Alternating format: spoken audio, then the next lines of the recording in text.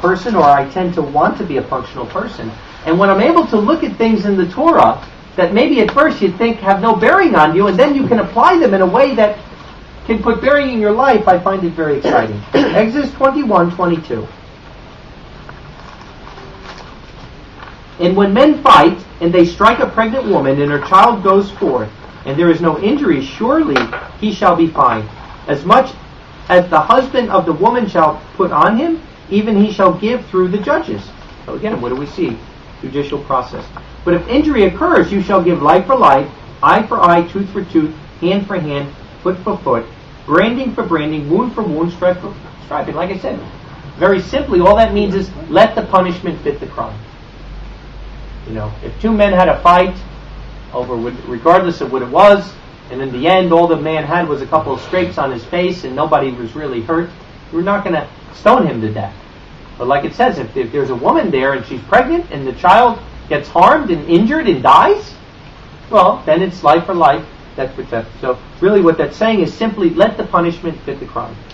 And if he causes the tooth of his male slave or the tooth of his slave girl to fall out, he shall send him away free for his tooth. That's not a bad deal. If I was a slave, I might give a tooth up for freedom. And when an ox scores a man or a woman so that he dies, the ox shall surely be stoned, and its flesh shall not be eaten, and the owner of the ox is innocent. But if he was an ox apt to gore from yesterday and the third day, and its owner is given warning, and he does not watch him, and he kills a man or a woman, the ox shall be stoned, and its owner also shall be put to death. So what are we seeing here? Let's get a real life situation.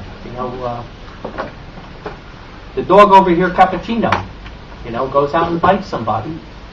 Bad thing, never bit anybody before. What happens? They may want to put the dog to death, but they're not going to kill the owner. But if the dog went out and bit somebody yesterday and bit somebody a few weeks ago, and if I'm the owner and I'm not taking care of that dog, and now he goes out and really harms somebody, that's my life. But can I come back and say, but wait a second. The Torah says, not to change a word, it says an ox. He's not an ox, he's a dog. And this is what people do. That's what it says. The letter killeth, but the spirit gives life.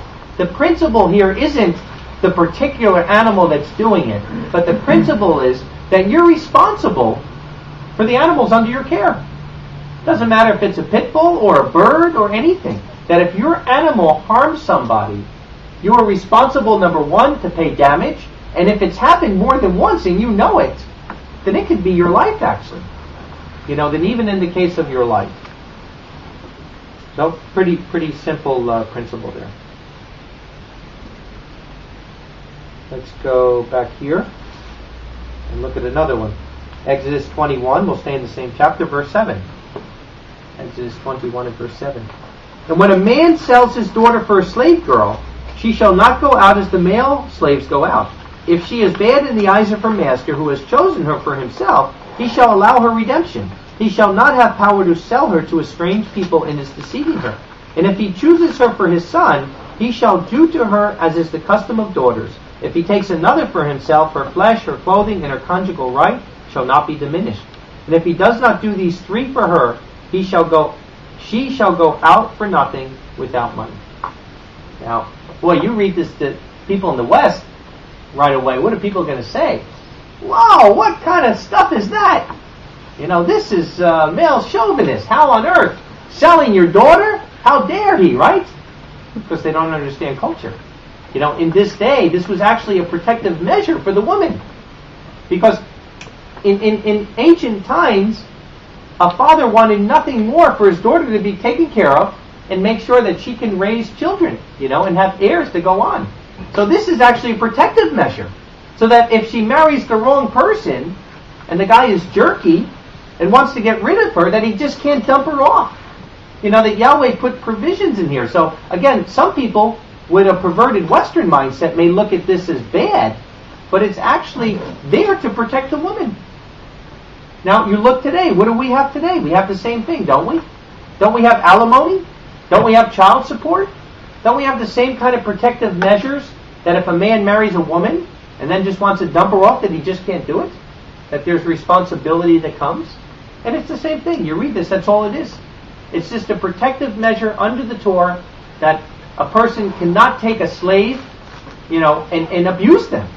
Just use them for whatever means he wants and then dump them off, or sell them to somebody else even and get away with it.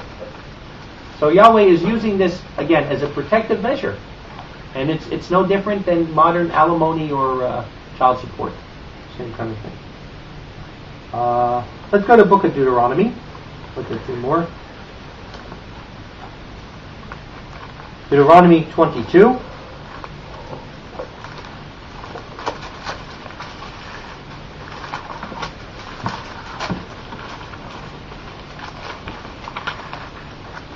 And I will read verse 8. Deuteronomy 22 and verse 8. It says, when you build a new house, then you shall make a guardrail for your roof, so that you do not put flood on your house if somebody falls from it. Like I said, we could sit here and say, I'm going to follow the Torah to the letter. And you built this house like a steeple that not even a bird could hold on, but you're going to put a fence around that, because the Torah says put a fence around your roof. And then you got a swimming pool in the backyard, built-in pool. Torah never said put a fence around your swimming pool. Leave it open, neighbor's kid comes and dies in the pool. And what are you going to say? It's not my fault. I got the fence around the roof. That's what the Torah says. Torah is good if you use it lawfully. This is a principle. What is this principle? The principle, why does he say put a fence around your roof? Because face it, look in Israel. Look where we are. You were in Jerusalem. You actually saw people on roofs over there. And in ancient days, because it was so hot during the day, there was no thing called air conditioning. And where would people go later in the day, in the evening? Everyone would go on the roof. And they'd sit there. So the law is there for protection. So it's saying if somebody's on your property, you're accountable for their safety. And you know where in the end time it says those on the rooftop don't come down? Because do you know in ancient times you could actually jump from roof to roof and leave the city. You'd never even have to come down. You could just go from, that's how close the houses were, and you just jump from roof to roof. So basically, like I said, according to this law, according to the principle of this law, it would be no different than if you have a swimming pool in your backyard and you don't put a fence around that pool and someone falls in it and drowns.